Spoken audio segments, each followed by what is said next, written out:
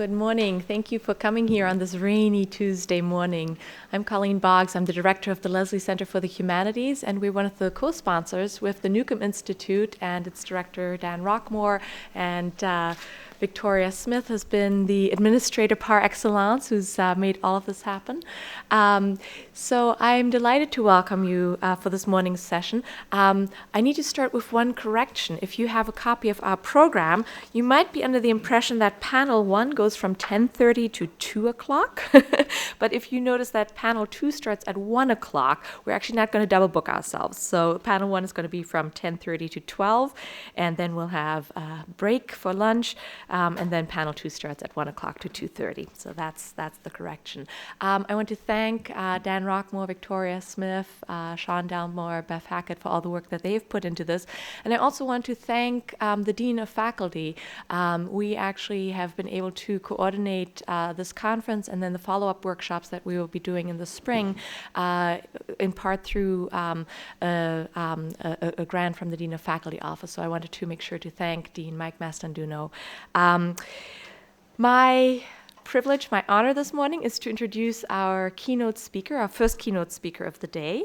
Julia Flanders is professor of practice in English and director of the Digital Scholarship Group in the Northeastern University Library.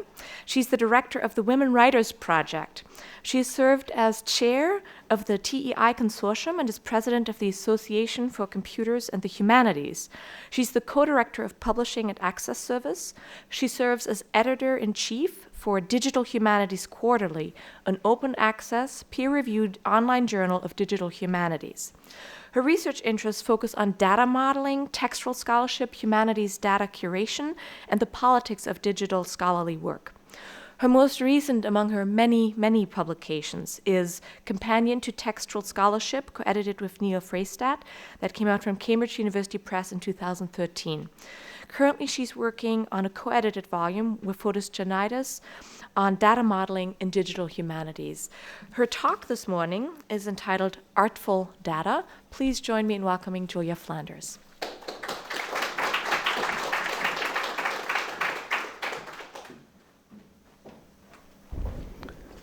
Am I audible? Wonderful. Good morning. And, oh, that's right, I was supposed to remember to do that. And Colleen, thank you very much for the wonderful introduction. And thanks so much to the organizers of this conference.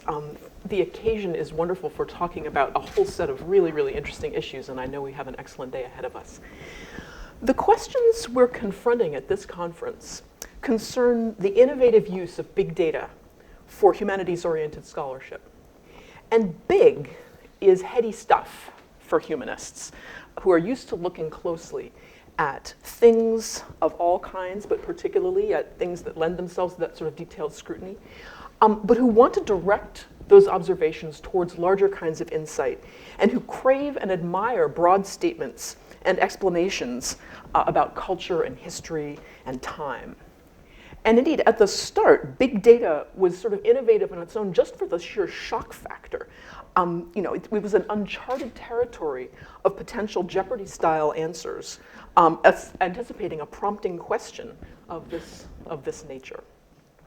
In the past 5 years or so, digital humanities research has shown us some great examples of analysis that have demonstrated, I think in a very preliminary way, what insights we can start to get from big data. So for example, the work of the Stanford Literary Lab. Arising out of that research community, of course, Matthew Jocker's work in his new book, Macroanalysis, which is a book-length study that explores the kinds of arguments one can make based on the observable phenomena of textuality in a large corpus of novels. And of course, there's also the work of the Harvard Cultural Observatory, which gave us the term culturomics and contributed to the development of things like the Google Ngrams viewer, which I'm sure we've all had hours of harmless fun with. And perhaps, it's one of the widest exposures of big data for the humanities. And my own colleagues, Ben Schmidt, who is here, I saw him, there we go, who brought us the bookworm tool, contributed to that work, which arose from the Harvard Cultural Observatory's research, and my colleagues Ryan Cordell and David Smith with the Viral Texts Project, which is studying patterns of reprinting across a vast array of North American periodicals in the 19th century. So these are just illustrations. The examples are gratifyingly copious at this point, and one could spend a whole day just listing them. A couple of years ago, at the Boston Area Days of DH conference that Ryan organized, Matt Jockers and I staged a mock debate on the merits of big data versus small data. That was the topic we were given, in which we proposed some common ground between the two. We said we shouldn't mistake the expediency of big data for virtue. If what we mean by big data is cheap, lousy data at scale because we can't afford to do expensive, good data at scale, then at least we should be upfront about its lousiness. And similarly, we shouldn't mistake the smallness of small data for virtue either. If what we mean by small data is tiny artisanal collections that couldn't be any bigger because they take too much time to create, then we should be upfront about those limitations as well. And I had a wonderful slide that I was very proud of that showed 2 antique hairpins as the pointy brackets for my XML markup, epitomizing the lovingly handcrafted nature of that artisanal data. So ideally what we'd like is meaningfully large collections of well-curated data, where well-curated means appropriately curated, right? Suited to a legitimate research purpose. What I'd like to do today is unpack that concept a bit and also try to suggest what those additional properties of well-curated data might be and why they're significant for humanities research. In what follows, I'm going to first take an excursion into some historical context. I'm going to consider how data comes into being and what its representational systems can tell us about the things that we are representing, while casting a sort of sidelong glance on what art can tell us about representation and representational systems. And then I'm going to return to the present time and consider some projects that are currently underway at Northeastern, taking the speaker's privilege of self-promotion, that may provide some interesting test cases. So one of the reasons that Matt and I wanted to subvert the supposed antagonism of our debate scenario is that it really felt, frankly, quite old. It felt long-standing and well-rehearsed. And here are our progenitors, an early zealot for literary science and big data, and a literary artist convinced that the sacredness of artistry is under siege. Frederick Flier was a member of the New Shakespeare Society, a group of intellectuals led by Frederick Furnivall, who was the original editor of the OED, and who outlined a program of research involving quantitative analysis of Shakespeare's plays. And this group was interested in asking questions like, does Shakespeare's use of meter reveal anything about the order of composition in his plays? Even though they couldn't at the time get the answer to those questions without considerable effort. And the transactions of the New Shakespeare Society are fascinating as a record of the work that they put into amassing the data and then scrutinizing it by hand.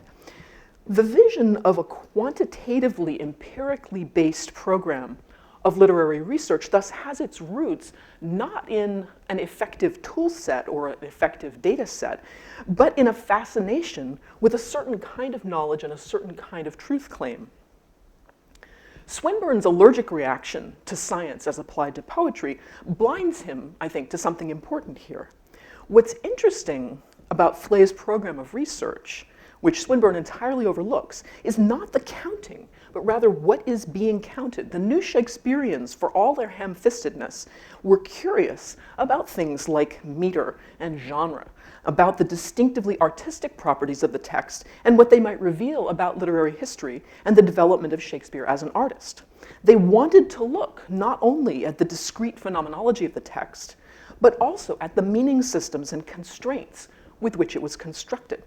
Putting this another way, if we think of art as a form of play with constraint systems, they were interested in studying the properties that constitute these works as art. So where in our representations of cultural materials are these meaning systems visible? Or if the new Shakespeareans had been free to assemble and configure the big data for their own research, what would it have looked like? Digital information exists under a regime of capture, which corresponds to our understanding of the term data as a set of observations or representations of phenomena which we gather and record and analyze and reproduce. And we can think of the moment of capture as the boundary between a state in which the universe is infinitely detailed and observation has free play, and a state in which a kind of shutter has closed and something has been written using a particular notation system and a particular constraint system. And Trevor Munoz has sort of summed up the nature of data, I think, quite nicely in a formulation here. The lossiness of that moment of capture is well understood to us. So pushing the resolution of our observational grid ever finer is one of the core progressive narratives of the digital age.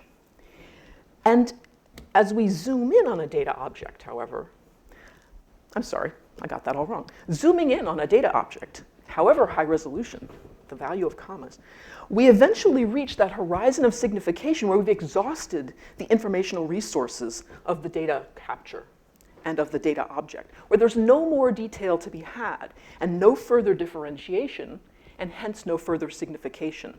So the representation reveals its exhaustibility in contrast with the inexhaustibility of the original object, the real caterpillar on my real tomato plant. So this liminal point between meaning and non-meaning, of course, has held great fascination for the art world. So, for example, pointillism plays with and draws attention to the ways in which images can be composed of individual, independent components of light and color, rather than of figures whose ontology is reflected in the application of paint. And here I think the argument is turned on its head. What is remarkable is the way in which the human eye can interpolate information and insist upon form. You know, we can see the hills, we can see the person, we can see whatever that thing is in the middle distance. And we interpolate that and we insist upon form even when the observational data available to our eye has been deliberately decomposed. We learn thus of an innate training towards, even an appetite for, or an anticipation of the perception of form by the eye and the brain.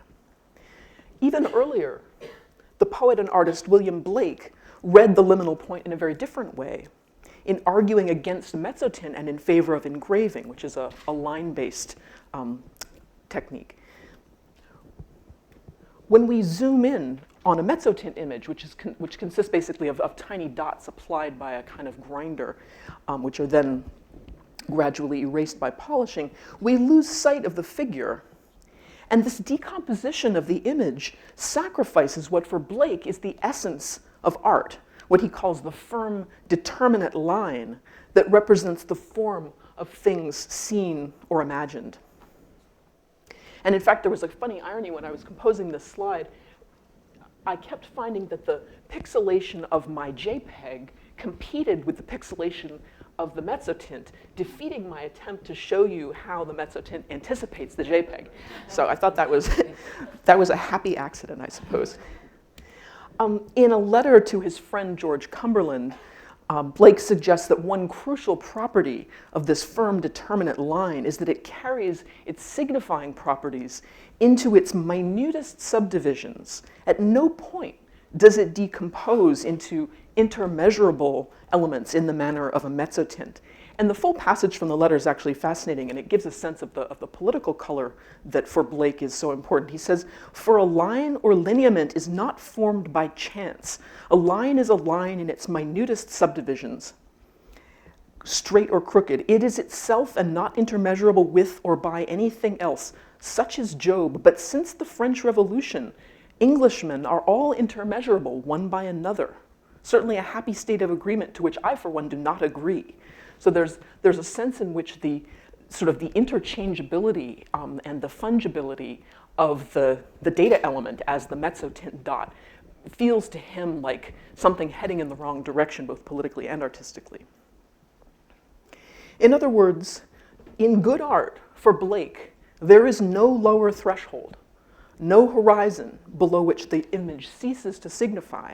The problem with mezzotint for him is precisely that it has no innate representation of form. Blake is observing here something characteristic about the data model that inhabits pixelating technologies like the mezzotint and the JPEG. The information carried by the dots in a bitmap image, as in the mezzotint, is purely local and purely positional. The individual picture elements don't have informational connections to one another except in our perceiving analysis, our eye's ability to make sense. A sequence of adjacent dark spaces does not constitute a line. In fact, this kind of data model does not know about things like lines or noses or faces. This is true no matter how fine-grained the actual sampling gets. We get more and more densely packed dots, but we can never get faces, despite the clear perceptibility of figures to our own visual systems. We can infer them, and in fact, our computational surrogates, like the recognize faces feature on your phone or in your camera, are very good at this, but they have no durable presence in the ontology of the digital object, and each researcher has to infer them afresh. In short, this sample-based data model has no concern with the artistic nature of the work and no way of representing it, what it is about, or its formal properties, or the process of its creation. It's as if we created a museum catalog by taking 1-inch thick horizontal slices of the building, through the entire thing, including the collection and the floors and the storage cabinets and everything else. For the digital equivalent of Blake's bounding line, the contour that actually represents the boundaries, the shape, the identity of the work, we look to representational systems whose focus is precisely on modeling the outlines and the semantics of things like texts and images and sound and three-dimensional spaces. Many of these representational systems at the moment are most commonly associated with structured data formats like databases or XML, although I think that's an artifact of recent history rather than something about something essential about those kinds of notational systems. Their common thread is, in other words, is not XML per se, but rather the emphasis on transcribing, naming, structuring, and annotating the informationally salient pieces of things. So for instance, for images, the relevant format is SVG, the scalable vector graphics format, and an equivalent for something like a poem, and this is just a made-up little language for the sake of the slide, a simple representation of a poem might look something like this. So on the left, what we have is a schema, and on the right, we have an actual poem instance. So the individual poem, the XML instance, is an actual text, and the schema offers a theory about what constitutes a poem as a genre. And of course, both of these things are radically impoverished. They had to fit on a slide. The TEI's equivalent of this would take, hundreds of screens perhaps. But at the same time, they are, as a first approximation, I think qualitatively truer to what we think of as the literary object than something like a word count.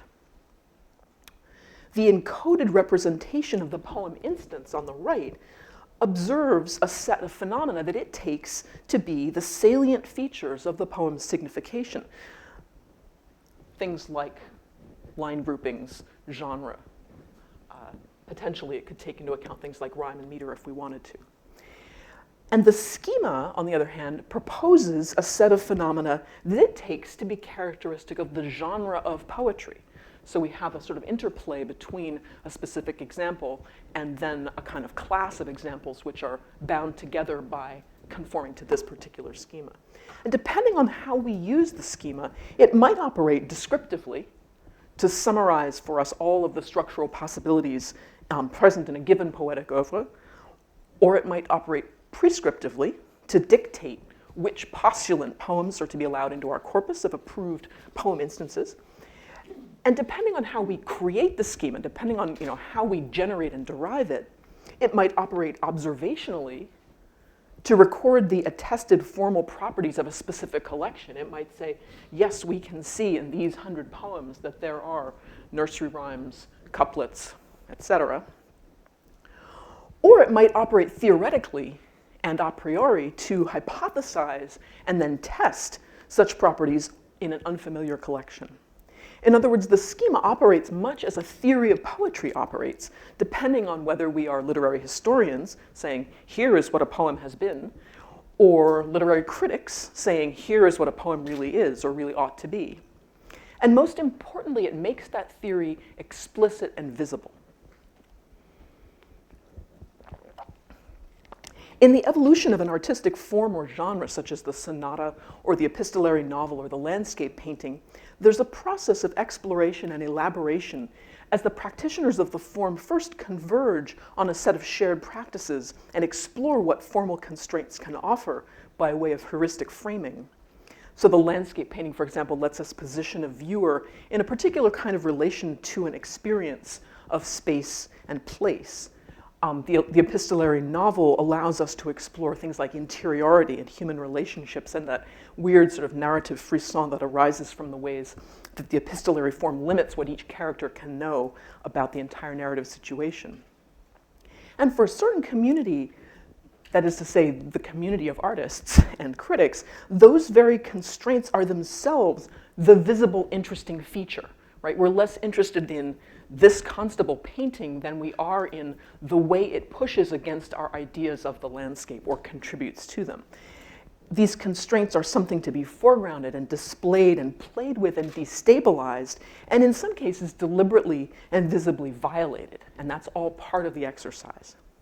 So there is, in other words, a convergence or an unexpected sympathy between art and data and their practitioners in this respect, that they share an interest in form and in the operations of constraint systems that express and regulate form and hence meaning. And further, I would stress that they also share a critical or frictional relationship to these constraint systems. They permit form to quarrel with its own constraints.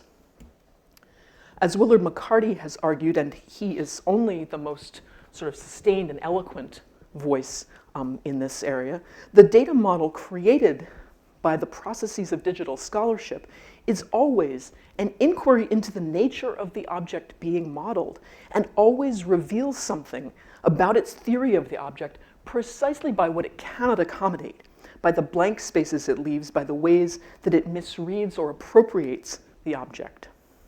And for an obvious example of this, we might consider the long-standing tension within the TEI community between text encoding practices and the representation of physical documents, or the ways in which classification systems manifestly shape our understanding of a particular knowledge domain.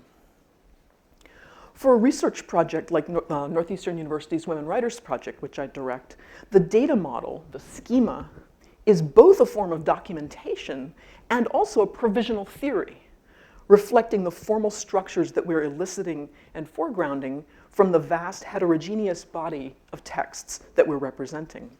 We treat each version of the schema as a hypothesis pro tem concerning genre and textual structure, and we use it until it's challenged by an edge case, which often happens, by an edge case that cannot be accommodated, at which point we then have to reconsider and modify the schema as needed to reflect this newly discovered or newly theorized corner of reality. These kinds of constraints are in fact very much akin to what the nascent big data scholars of the New Shakespeare Society sought to study and formalize. The Society's transactions are full of fascinating aspirational discussions of how they might represent and study the constraint systems that they understood as carrying the defining characteristics of Shakespeare's style: meter, rhyme, and gem, and pauses, vocal rhythms. Here is James Spedding's discussion of a possible mechanism for representing stresses and pauses and accents to support what he wanted to do, which was a pause test, which he thought would be significant in the study of Shakespeare's style. And it's fascinating to note here that what's being considered is not only a markup system to make these pauses and accents explicit in the data, and he considers a whole bunch of different options, different notational options, but he's also projecting his mind forward to the visualization possibilities that this would provide. He's imagining a kind of picture to the eye that the notation would create in the data that would bring to visibility the distinctive patterns present in specific passages and also enable kind of side-by-side comparison. So what does this mean for us as modern day digital humanities scholars, or indeed for humanities scholars of any kind? In the first place, attention to modeling, to constraints, to genre, to the shaping of data is deeply characteristic of humanities and digital humanities research. We use the process of data modeling to test our ideas about how texts and cultural objects behave against the actual cultural landscape. The most significant data models for humanities scholarship, for example, a schema like that of the Text Encoding Initiative, have been created as expressions of disciplinary consensus, however provisional and however emergent, precisely so that that consensus can be examined and questioned and refined. The most important intellectual outcome of such a formalization is arguably not the consensus it seeks to propose, or its function as a standard, but the critical scrutiny of that consensus that it makes possible. So the constraints become visible and debatable as an artifact of their capacity to generate meaning. But as satisfying as it is, for some of us at least, to study the model itself, and there's a deep well of solipsism one can get into, that we regularly get into at the Women Writers Project, my argument here is also that the presence of such models as a feature of our data adds tangible value to that data. It makes the data more expressive. It causes it to know more about its own meaning systems.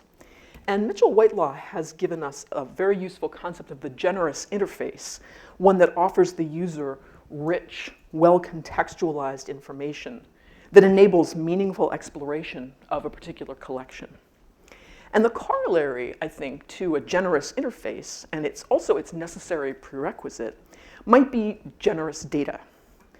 Data that possesses the capacity to inform us of its informational contours by virtue of semantically rich structural markup.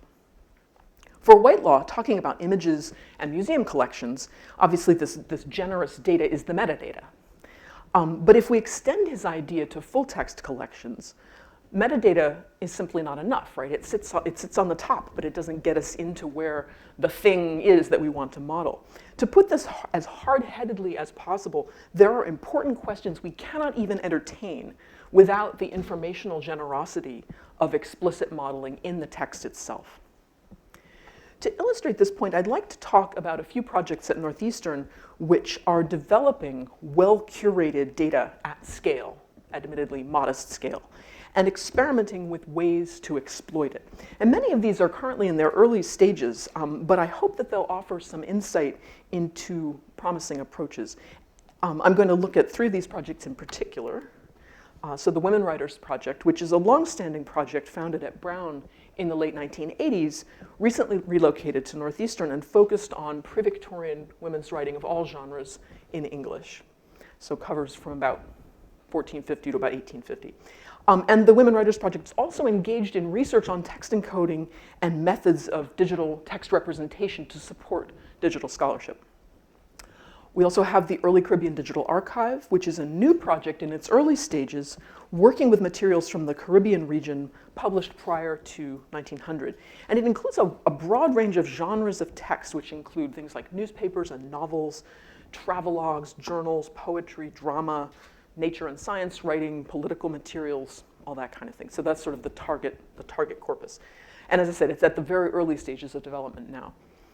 The ECDA is drawing on the WWP's model of detailed text representation, but also extending it, partly because the ECDA has a more precisely focused research agenda, which enables them to be more strategically directed in their markup. So instead of hypothesizing scholarly questions that somebody might eventually ask of the data, as the WWP has done, the ECDA is actually developing markup approaches that are directly driven by a set of research questions. And they have, for instance, a core interest in mapping the emerging culture of commodity circulation and also its relation to the transatlantic slave trade, and trying to sort of correlate that with submerged narratives of race and gender and nationality.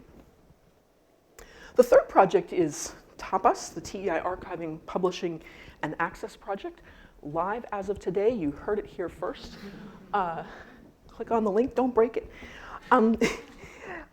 which is a framework for curating and publishing TEI-encoded materials, with a special focus on supporting projects that lack access to large-scale publication tools and infrastructure. And it's already home to about a dozen projects by researchers that are working with things like archival collections of letters, linguistic analysis, medieval studies, all kinds of things. But the goal of TAPAS is really to house a large set of very wide-ranging projects and to make it possible for them to become visible. And also thereby to create a kind of big, diverse corpus of TEI data which can represent, in effect, the work of the TEI community so that we can study it and learn more about how people model their data. Despite their differences, these projects share a number of common interests. They're all working to create or make possible the creation of medium-scale, thematically focused research collections. So the prime candidate for the sort of well-curated data at modest scale that I spoke of at the beginning. The Women Writers Project collection currently includes over 350 texts totaling about 1 million words by women in English. The ECDA collection will eventually contain probably several thousand documents from the Caribbean region, clustered around that period, sort of pre-1900, but starting probably in the early to mid-18th century. We anticipate that TAPAS will house, we hope, at least several hundred projects, each including, from several dozen documents to several hundred documents, and in some cases, perhaps far more. So these collections are large enough for meaningful study, although not large enough probably to constitute big data in the classic sense. However, their size and thematic focus means that it's feasible and rewarding to invest labor in data enrichment and accuracy. So it's not simply quixotic to imagine doing some kind of curation on this data and causing it to be generous in the ways that I described. These projects also are all committed to detailed data modeling through text markup. And in particular, they're interested in a sort of in the set of textual features that the TEI community is sort of converged on. If you think of it as sort of a bell curve, we imagine that there will be some things that a few projects are interested in, some things that kind of everybody's interested in. For the Women Writers Project, this means attention to things like genre, intertextuality, representation of named entities like people and places, representation of biographical and locational information, that kind of thing.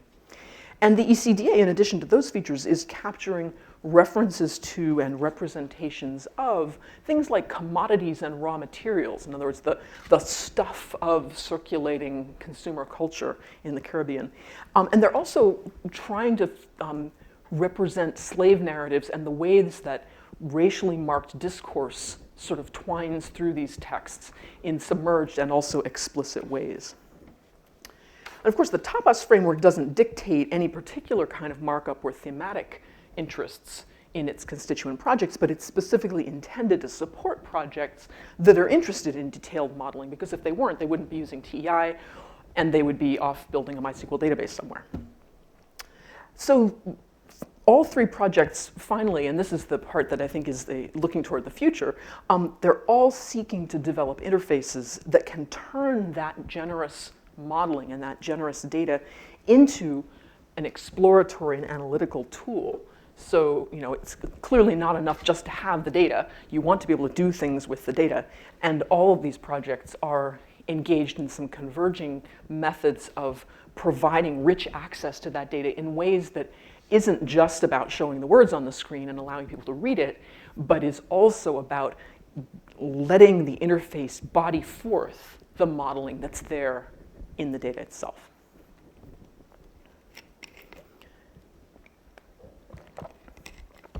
So I said a moment ago that there are important questions we can't even think about without what I'm calling generous data. And I'd like to explore an example or two just to suggest what I mean by this. The Women Writers Project is currently working on a collaborative research project involving readership and reception with generous funding from the NEH. And as part of that work, we're digitizing large numbers of periodical reviews of literary texts. So here's a sample. This is an excerpt that kind of goes on for a few more columns. This is a review of a text called Poems on the Abolition of the Slave Trade that includes work by Elizabeth Benger and 2 male contributors named Montgomery and Graham. So reviews like this contain important materials for understanding how literary reviews characterized women's writing and how they understood and represented cultural categories like literature and nation and gender, and also how they brought the text into visibility for a critical public and how they facilitated the circulation of texts and also relationships and perceived relationships between texts. So let's think for a minute about how that analysis would go, right? How we get at that wealth of information that periodical reviews of women's writing might provide to us. So if all we have of the review is a bag of words, think of this as sort of the Google Books version, except that this doesn't have any typos in it. So I'm sort of cheating here. So imagine this is like the optimal version of Google Books. If all we have is the bag of words, the full text of the review plus some metadata, we can actually perform some interesting kinds of analysis. We can look for specific evaluative language. So we can imagine using WordNet or something like that to come up with a lexicon of critical praise or critical censure to gather the overall tone of the review. And we could do topic modeling on a collection of reviews and perhaps differentiate reviews of different genres or reviews by different reviewers or appearing in different journals or with different political stripes. There's a lot of very interesting work we can do with topic modeling on this kind of data. And we might also know some contextual information from the metadata about the gender of the reviewer and the gender of the author that would enable us to do some interesting analysis of the different vectors of gender to gender, female reviewer, male author, that kind of thing. So there's a lot of interesting sort of meat that we could extract there. The reviews are also full of names, place names, people's names, names of publishers, printers, authors, people who are mentioned in poems, that kind of things. And of course, the names included in the text under review itself. And we can automatically identify proper nouns reasonably well. And from them, we could infer a kind of reference community. Right? We could think, well, what names, perhaps of other contemporary or historical authors, seem to come up most frequently? If Mrs. Robinson is often compared to Sappho, what does that tell us about the ways in which she might be read, her role as a groundbreaking female author, that kind of thing? This is actually pretty good, right? We can get some distance. But it also prompts some ideas and desires that this kind of analysis can't fulfill. So for example, many periodical reviews include extensive quotation of the text under review, and you can even see it in here. All that stuff there is actually specimens from the actual text being reviewed. Doesn't it seem important to differentiate those? So here, if instead of the bag of words, we have data that knows, as part of its explicit modeling, that there are such things as quotations, which can be attributed to specific individuals or specific roles, then we can give precision to our study of the discourse of reviews, taking into account the context for word usage or name references. For instance, it turns out that the words immortal and soaring there are not actually evaluative language by the reviewer. They're part of the quote from Montgomery, as it happens. So that could be an important piece of information. Here's some distant views of the whole review, courtesy of Voyant tools. And these next few visualizations are deliberately skirting the edges of relevance. They are the most distant and suggestive possible, just because I think, I don't want to get into them too much. The first word cloud shows us the overall vocabulary of the review, and the second here shows us the vocabulary just of the reviewer's own words. So this is intended simply to illustrate how different those vocabularies are, and also,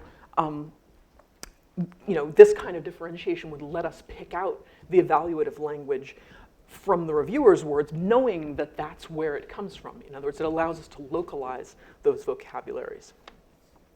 Here's another view comparing the language in the quotes from Benger, who's the female author in the group, although her gender was sort of uncertain. The reviewer talks a bit about who she might be. Anyway, compares the quotes from her text with the quotes from the other authors, so we can get a sense of the kinds of specimens, for example, that were selected, or the kinds of comparisons that the reviewer might have been drawing between the texts under review.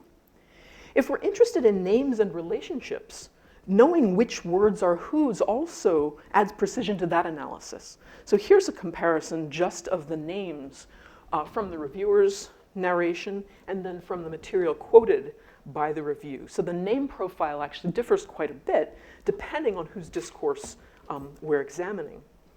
The names from the quoted material give us a clear sense of the aboutness of the texts under review, and I think would provide an interesting basis for comparison with those texts taken as a whole, right, to get a sense of what the reviewer chose to bring to the public's notice, or what seemed like the kind of quotable soundbite bits that were worth drawing attention to.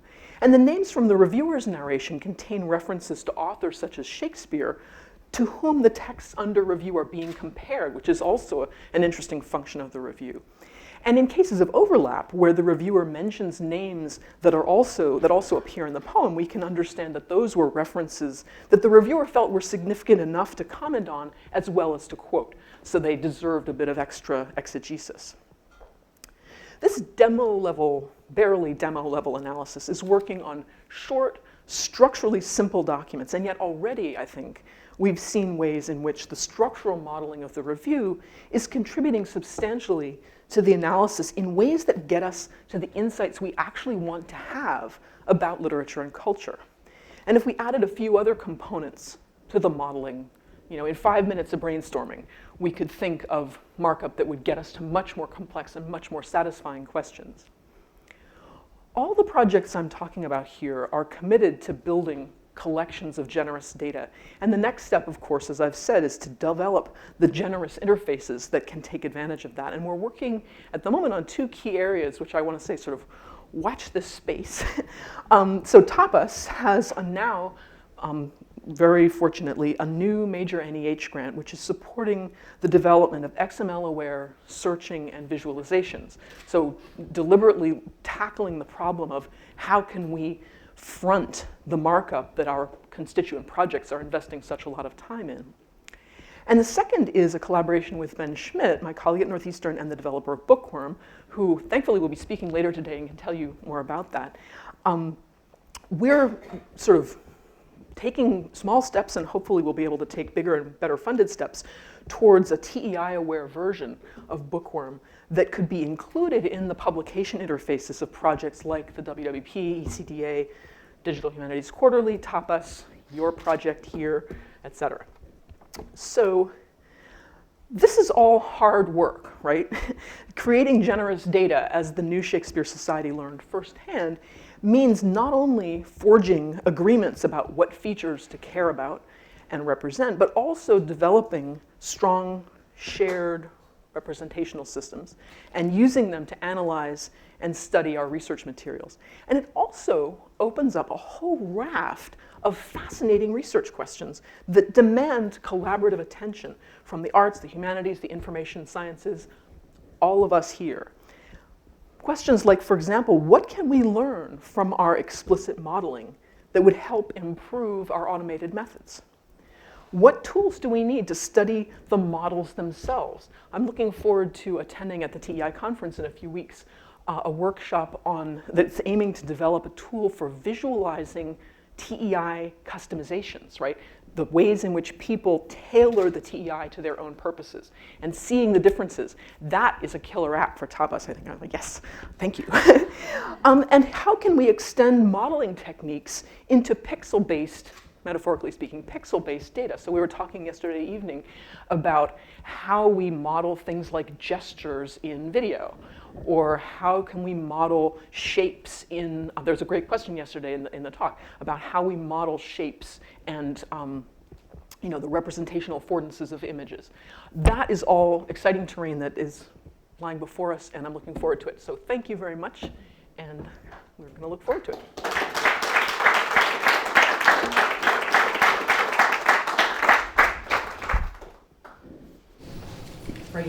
The floor is open for some questions. I need to torture your metaphor just a second, but with a point in the end. So if SVG is going to be the sort of vector model, that's a data set, but it's really an annotation of a set of instructions, right? A process that gets rendered out. And your raster-based image is just pure data it's still going through a process, but another one. So I guess my question is, where is in the humanities that sort of higher level notation of processes going on? So you've got PEI and other standards that are sort of breaking down the low level things, and it seems like the humanities part of DH should be giving us that higher level vector version of the data. Is that showing up anywhere yet? I want to unpack your question a little bit, and if I go off the rails, make a gesture at me and do your question again, because I might be misapprehending what you mean.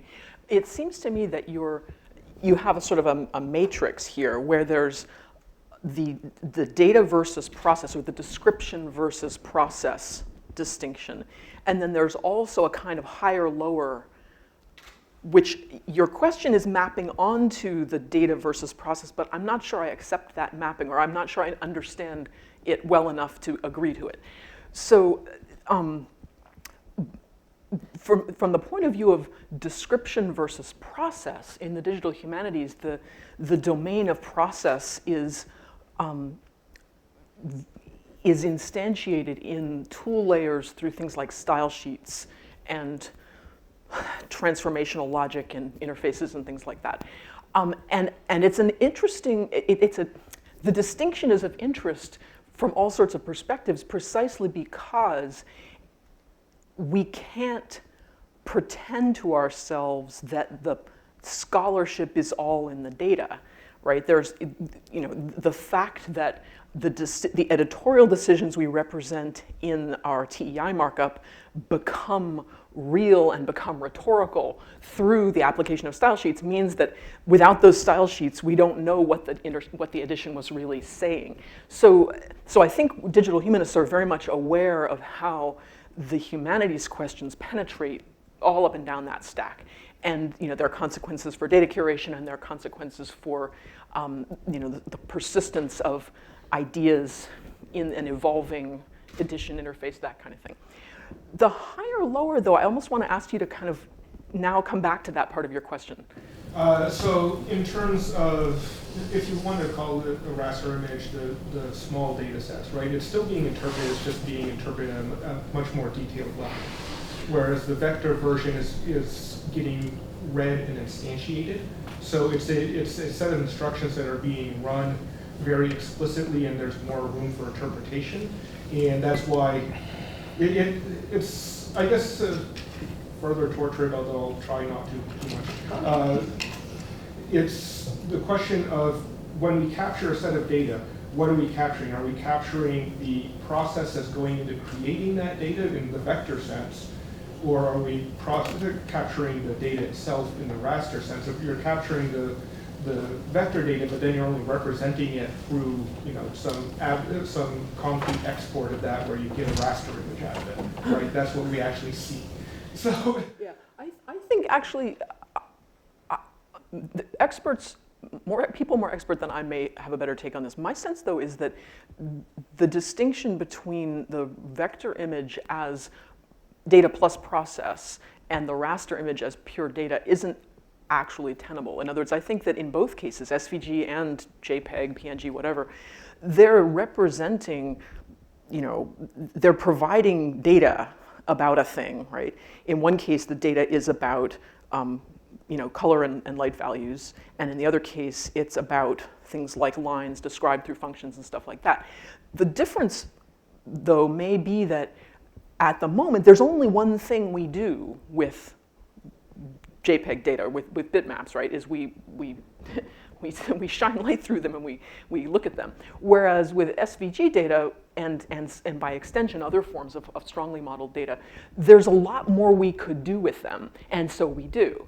But it doesn't mean that they have that processing sort of built into them. It's just that there's a higher upward mobility. And I think, I'm sure that the artists out there potentially are doing very interesting things with raster formats that are transformative and are sort of process. I don't know, I'm hypothesizing their existence just because it's a big world. But I don't think there's anything intrinsic about the formats themselves that dictates that. This might be a question to explore in more detail afterwards, but yeah, that's my take on it at least. I don't know whom to go to next. Dan. So I just want to ask about a metaphor and make sure that I'm understanding it correctly. So a lot of digital humanities work makes use of, and to some extent depends on the idea of a smooth and continuous scale leading from the micro to the macro. You can say, well, we can do both. It's easy to move between modeling large sets of data, and then we can zoom in. Zooming in is often the metaphor. And you gave us that metaphor.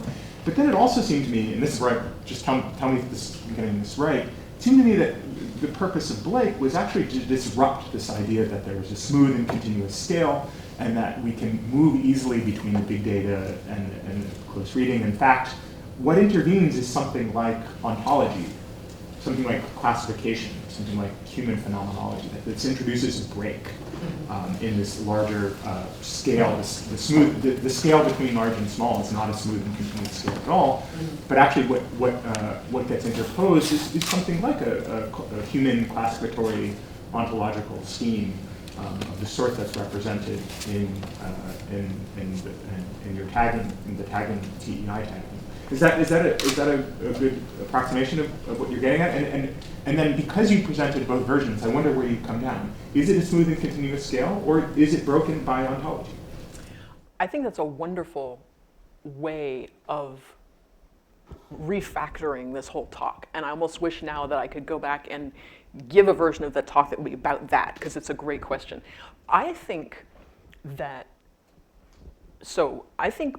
Blake is troubled by the discontinuity, and I think it's because he wishes to operate in a system where there isn't a discontinuity, right? He wants to see zoomability, and he thinks that in his art there is, right? That in the kind of art that he would regard as true and proper art, which is true and proper not only for artistic reasons, but also for political reasons.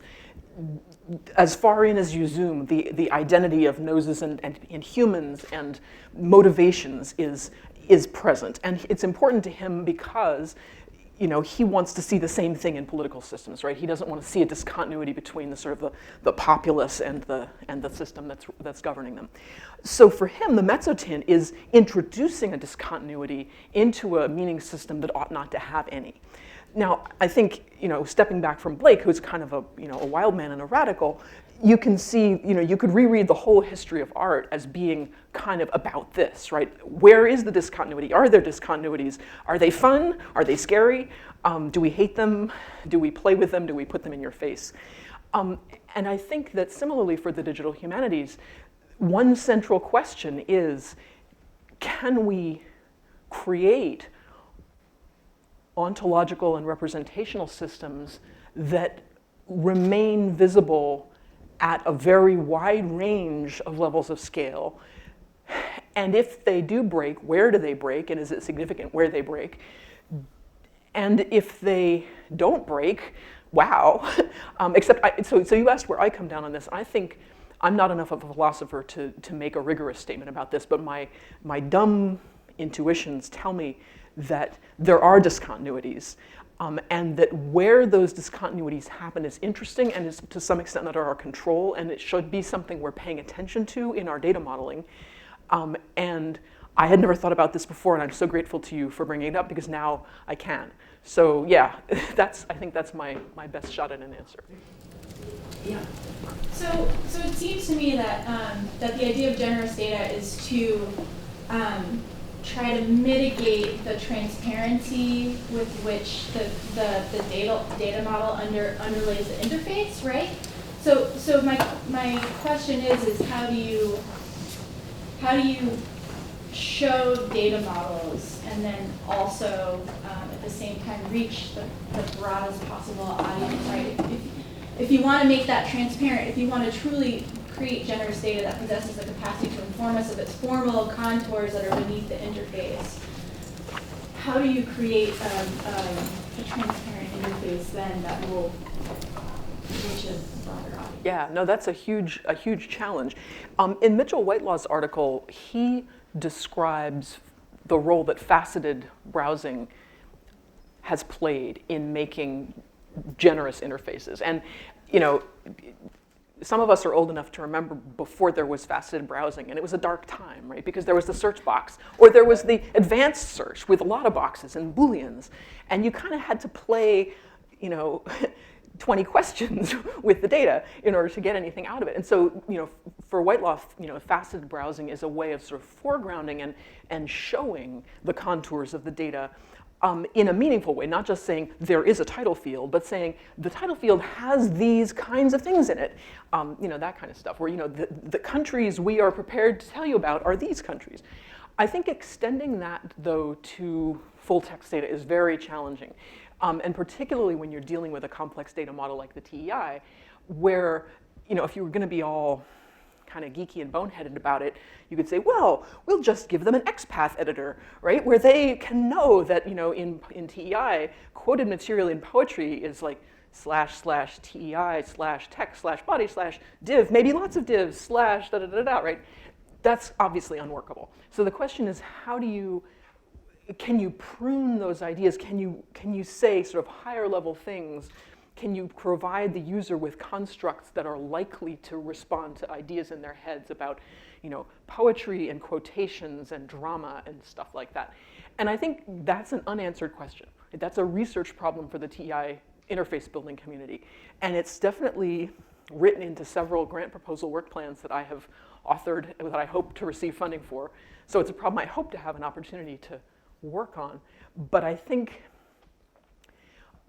and you know, actually tools like Bookworm, like a TEI-aware version of Bookworm would be another way of thinking about that, because the visualization then becomes the generous version of the data that you can see it, you can interact with it, you can learn inductively about its properties. So I think there are a bunch of different approaches that people will experiment with, but I think at the moment we're at the like pre-incunabular stage of addressing that. So, you know, welcome to the adventure, right? Yes. I'm so sorry. I wish. I have a very specific question about the Caribbean project, which links to a bigger question. So the basic question is, are there non-English language documents envisioned to be in the documents? And the reason I'm asking is about a broader interest in the ways in which English written in Romanized script is an invisible constraint on data visualization at a really fundamental and potentially highly significant level, especially when we think about global culture, both historically and synchronically.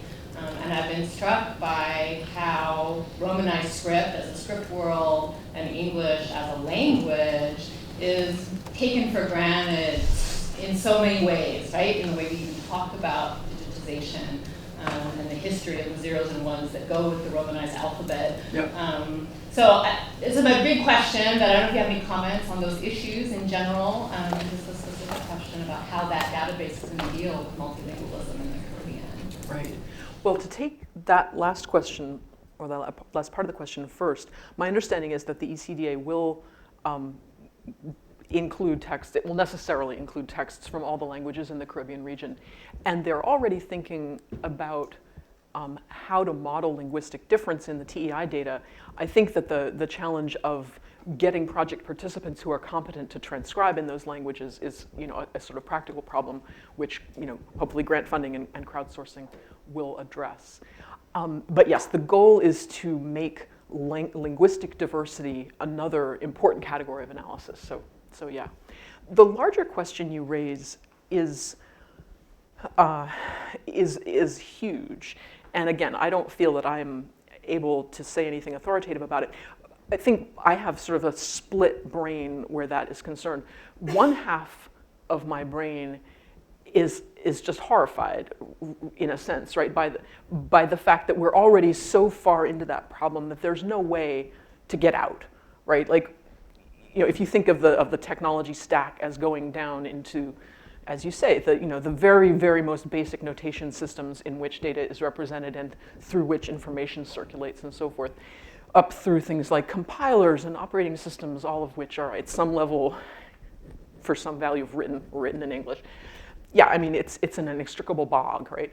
And so that triggers the other half of my brain, which says, wow, what a fascinating problem. What would the alternate universe look like? Or what difference would it have made? Or what difference is it making now? And for those purposes, there's really interesting work being done by people like Tara McPherson, looking at things like the design of operating systems and the sort of intellectual history of those systems when the historical engine of industrial capitalism and US defense funding and the ways that technologies like the internet were developed and so forth, when all of that was actually taking shape. And I think those studies, obviously they can't, I don't think that they can change this system, right? The installed base is too great, but they can alert us to where we sit historically and culturally as a result of the landscape that we're in, and they help us to not take this for granted as if it were, just another part of the invisible floor that we're standing on, but actually that they are signifying systems. And they are signifying systems that are continuous with signifying systems we use as humans and practice daily. And in those contexts where we need to be as aware as possible of all of the culturally and politically and racially and genderly forms of signification that we're buying into as we use these systems. So I don't know where else to go with that, but it does strike me as something that we at least need to study since we cannot change it. So I hope that's not too much of a cop-out. Thank you very much.